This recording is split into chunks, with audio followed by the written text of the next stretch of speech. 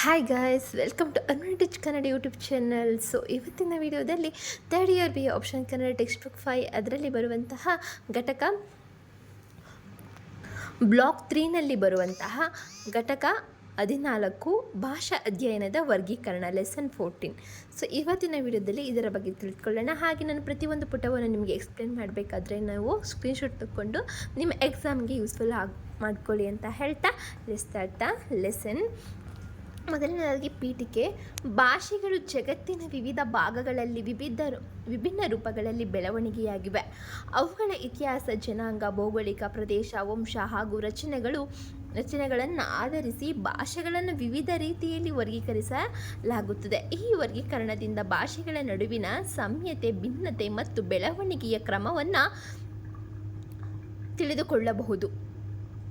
ಭಾಷಾಶಾಸ್ತ್ರದಲ್ಲಿ ಭಾಷಾ ವರ್ಗೀಕರಣವು ಅತ್ಯಂತ ಪ್ರಮುಖ ವಿಷಯವಾಗಿದ್ದು, ಭಾಷೆಗಳ ಮೂಲ, ಸಂಬಂಧ ಮತ್ತು ವೈಶಿಷ್ಟ್ಯಗಳನ್ನು ಅಧ್ಯಯನ ಮಾಡಲು ನೆರವಾಗುತ್ತೆ. ಸೊ ವಿವರಣೆಯನ್ನು ನೋಡೋಣ. ಫಸ್ಟ್ ಒನ್, ಭಾಷಾ ಅಧ್ಯಯನದ ವರ್ಗೀಕರಣ.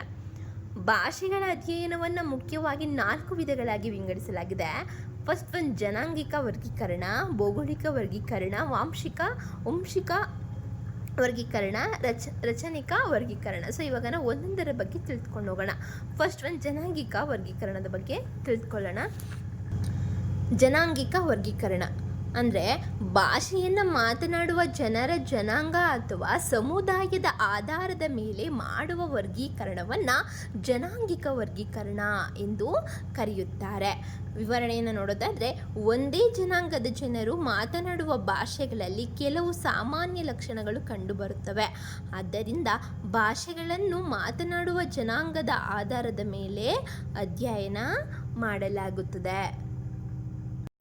ಉದಾಹರಣೆಯನ್ನು ನೋಡೋದಾದರೆ, ಕನ್ನಡಿಗರು ಕನ್ನಡ ಮಾತಾಡ್ತಾರೆ, ತಮಿಳರು ತಮಿಳು, ತೆಲುಗರು ಮಾತಾಡ್ತಾರೆ, ಮರಾಠರು ಮರಾಠಿಯನ್ನು ಮಾತಾಡ್ತಾರೆ. ಮಹತ್ವ: ಜನಾಂಗ ಮತ್ತು ಭಾಷೆಯ ಸಂಬಂಧ ತಿಳಿಯುತ್ತದೆ. ಸಂಸ್ಕೃತಿ ಮತ್ತು ಪರಂಪರೆಯ ಅಧ್ಯಯನಕ್ಕೆ ಸಹಾಯಕ. ಜನರ ಜೀವನ ಶೈಲಿಯನ್ನು ಅರ್ಥ ಮಾಡಿಕೊಳ್ಳಲು ನೆರವಾಗುತ್ತೆ ಭಾಷೆ. ಸೆಕೆಂಡ್ ಒನ್, ಭೌಗೋಳಿಕ ವರ್ಗೀಕರಣದ ಬಗ್ಗೆ ತಿಳಿದುಕೊಳ್ಳೋಣ. ಅರ್ಥ: ಭಾಷೆಗಳನ್ನು ಪ್ರದೇಶ ಅಥವಾ ಭೌಗೋಳಿಕ ವ್ಯಾಪ್ತಿಯ ಆಧಾರದ ಮೇಲೆ ವರ್ಗೀಕರಿಸುವುದನ್ನು ಭೌಗೋಳಿಕ ವರ್ಗೀಕರಣ ಅಂತ ಕರಿತೇವೆ. ವಿವರಣೆಗೆ, ಒಂದೇ ಭಾಷೆಯ ವಿವಿಧ ಪ್ರದೇಶಗಳಲ್ಲಿ ವಿಭಿನ್ನ ರೂಪದಲ್ಲಿ ಮಾತನಾಡಲ್ಪಡುತ್ತದೆ. ಇದರಿಂದ ಪ್ರಾದೇಶಿಕ ಭಾಷೆಗಳು ಮತ್ತು ಉಪಭಾಷೆಗಳು ಉಂಟಾಗುತ್ತವೆ. ಉದಾಹರಣೆಗೆ, ಕರ್ನಾಟಕದಲ್ಲಿ ಕನ್ನಡ, ತಮಿಳುನಾಡಿನಲ್ಲಿ ತಮಿಳು, ಕೇರಳದಲ್ಲಿ ಮಲಯಾಳಂ, ಆಂಧ್ರ ಪ್ರದೇಶದಲ್ಲಿ ತೆಲುಗು. ಮಹತ್ವ: ಭಾಷೆಯ ಪ್ರಾದೇಶಿಕ. ಈಗ ನಾವಿಲ್ಲಿ ಯಾವ್ಯಾವಂದಲ್ಲಿ ಈಗ ಕನ್ನಡಿಗರು ಕನ್ನಡವನ್ನು ಮಾತಾಡ್ತಾರೆ, ತಮಿಳರು ತಮಿಳು ಮಾತಾಡ್ತಾರೆ, ತೆಲುಗರು ಮರಾಠಿ ಅಂತ ತಿಳ್ಕೊಂಡ್ವಿ ಅಲ್ವಾ. ಸೊ ಇಲ್ಲಿ ಯಾವ ಒಂದು ಊರಿನವರು ಯಾವ ಭಾಷೆಯನ್ನು ಮಾತನಾಡ್ತಾರೆ ಅನ್ನೋದನ್ನು ನಾವು ಭೌಗೋಳಿಕ ವರ್ಗೀಕರಣ ಅಂತ ಕರಿತೇವೆ. ಹಾಗೆ ಕರ್ನಾಟಕದಲ್ಲಿ ನಾವು ಕನ್ನಡ ಮಾತಾಡ್ತೀವಿ, ತಮಿಳುನಾಡಲ್ಲಿ ತಮಿಳು ಮಾತಾಡ್ತಾರೆ, ಕೇರಳದಲ್ಲಿ ಮಲಯಾಳಂ ಮಾತಾಡ್ತಾರೆ, ಆಂಧ್ರ ಪ್ರದೇಶದಲ್ಲಿ ತೆಲುಗು. ಅರ್ಥ ಆಯ್ತಾ? ಹಾಗೆ ಭಾಷೆಯ ಪ್ರಾದೇಶಿಕ ವೈವಿಧ್ಯತೆಯನ್ನು ತಿಳಿಯಬಹುದು. ಉಪಭಾಷೆಗಳ ಅಧ್ಯಯನಕ್ಕೆ ನೆರವಾಗುತ್ತದೆ. ಭಾಷೆಯು ಭೌಗೋಳಿಕ ವ್ಯಾಪ್ತಿಯೇ ತಿಳಿಯುತ್ತದೆ. ನೆಕ್ಸ್ಟ್, ಥರ್ಡ್ ಒನ್, ವಂಶಿಕ ವರ್ಗೀಕರಣ ಅಂದರೆ ಭಾಷೆಗಳ ಮೂಲ ಮತ್ತು ವಿಕಾಸದ ಆಧಾರದ ಮೇಲೆ ಮಾಡುವ ವರ್ಗೀಕರಣವನ್ನು ವಾಂಶಿಕ ವರ್ಗೀಕರಣ ಎಂದು ಕರೆಯುತ್ತೇವೆ. ವಿವರಣೆಗೆ, ಒಂದೇ ಮೂಲ ಭಾಷೆಯಿಂದ ಬೆಳೆಯುವ ಭಾಷೆಗಳು ಒಂದೇ ಭಾಷಾ ಕುಟುಂಬಕ್ಕೆ ಸೇರಿರುತ್ತವೆ. ಹೌದಲ್ವಾ? ಉದಾಹರಣೆಗೆ, ದ್ರಾವಿಡ ಭಾಷಾ ಕುಟುಂಬ, ಅಲ್ಲಿ ಕನ್ನಡ, ತಮಿಳು, ತೆಲುಗು, ಮಲಯಾಳಂ. ಹಾಗೆ ಇಂಡೋ ಆರ್ಯ ಭಾಷಾ ಕುಟುಂಬದಲ್ಲಿ ಸಂಸ್ಕೃತ, ಹಿಂದಿ, ಬೆಂಗಾಲಿ, ಮರಾಠಿ. ಮಹತ್ವ: ಭಾಷೆಗಳ ನಡುವಿನ ಸಂಬಂಧ ತಿಳಿಯುತ್ತೆ. ಭಾಷೆಯು ಇತಿಹಾಸ ಮತ್ತು ಬೆಳವಣಿಗೆಯನ್ನು ಅರ್ಥ ಮಾಡ್ಕೊಳ್ಬಹುದು. ಫೋರ್ತ್ ಒನ್, ರಚನಿಕ ವರ್ಗೀಕರಣ ಅಂದರೆ ಭಾಷೆಯ ರಚನೆ, ವ್ಯಾಕರಣ ಮತ್ತು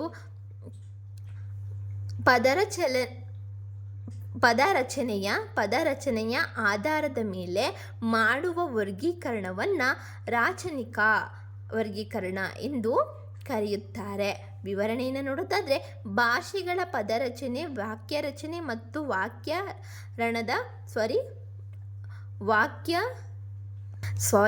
ವ್ಯಾಕರಣದ ವೈಶಿಷ್ಟ್ಯಗಳನ್ನು ಆಧರಿಸಿ ಭಾಷೆಗಳನ್ನು ವರ್ಗೀಕರಿಸಲಾಗುವುದನ್ನು ನಾವು ರಾಚನಿಕ ವರ್ಗೀಕರಣ ಅಂತ ಕರಿತೇವೆ. ಉದಾಹರಣೆ, ಕನ್ನಡವು ಪ್ರತ್ಯಯ ಪ್ರಧಾನ ಭಾಷೆಯಾಗಿದೆ. ಹಾಗೆ ಸಂಸ್ಕೃತವು ವಿಭಕ್ತಿ ಪ್ರಧಾನ ಭಾಷೆಯಾಗಿದೆ. ಇಂಗ್ಲಿಷ್ನಲ್ಲಿ ಪಾದಕ್ರಮಕ್ಕೆ ಹೆಚ್ಚಿನ ಮಹತ್ವವಿದೆ. ಮಹತ್ವ: ಭಾಷೆಯ ವ್ಯಾಕರಣವನ್ನು ಅರ್ಥ ಮಾಡಿಕೊಳ್ಳಲು ಸಹಾಯಕ. ವಿವಿಧ ಭಾಷೆಗಳ ರಚನಾತ್ಮಕ ವೈಶಿಷ್ಟ್ಯಗಳನ್ನು ಹೋಲಿಕೆ ಮಾಡಲು ಅನುಕೂಲ. ನೆಕ್ಸ್ಟ್ ಕೊನೆಯದಾಗಿ ಉಪಸಂಹಾರ: ಭಾಷೆಗಳ ಜನಾಂಗಿಕ, ಭೌಗೋಳಿಕ, ವಂಶಿಕ ಹಾಗೂ ರಚನಿಕ ವರ್ಗೀಕರಣಗಳು ಭಾಷೆಗಳ ಮೂಲ ಬೆಳವಣಿಗೆ, ಸಂಬಂಧ ಮತ್ತು ವೈಶಿಷ್ಟ್ಯಗಳನ್ನು ತಿಳಿದುಕೊಳ್ಳಲು ಬಹಳ ಮುಖ್ಯವಾಗಿದೆ. ಈ ವರ್ಗೀಕರಣಗಳಿಂದ ಭಾಷೆಗಳ ಸಾಮ್ಯತೆ ಮತ್ತು ಭಿನ್ನತೆಗಳನ್ನು ಸುಲಭವಾಗಿ ಅರ್ಥ ಮಾಡಿಕೊಳ್ಳಬಹುದು. ಆದ್ದರಿಂದ ಭಾಷಾ ಅಧ್ಯಯನದಲ್ಲಿ ಈ 4 ವಿವಿಧ ವರ್ಗೀಕರಣಗಳ ಪ್ರಮುಖ ಸ್ಥಾನವನ್ನು ಪಡೆದಿದೆ.